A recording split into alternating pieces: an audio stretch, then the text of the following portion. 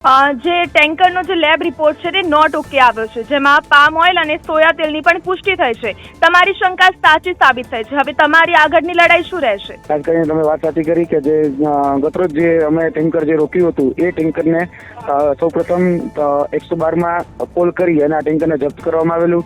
ત્યારબાદ અમારા દ્વારા એફએસએસઆઈના જે અધિકારી છે એ એફએસએસઆઈના અધિકારીને બોલાવવામાં આવ્યા હતા અને ફૂડ એન્ડ સેફ્ટીના અધિકારી આવ્યા. ત્યારબાદ અને લેબ રિપોર્ટ કરવા માટે જે કહી શકે કે સેમ્પલ લેવાના હોય સેમ્પલ લેવામાં આવ્યા. ત્યારબાદ આ સેમ્પલ જ્યારે લીધા ત્યારે અમને ચોંકાવનારી ઘણી બધી બાબતો જોવા મળી કે આ જે દૂધ છે એની અંદર સોયા, ત્યારબાદ કોકોનટ એન્ડ પામ કર્નેલ અને પછી કહેવાય કે પામ ઓઇલ અને બીફ તેલો, તેની સાથે લાડ, આ બધી નું મિશ્રણ એ ક્યાંક ને ક્યાંકમાં વધારે પડતી માત્રામાં, ક્યાંક કોઈ સાવ ઓછી માત્રામાં એ જોવામાં આવતું હતું.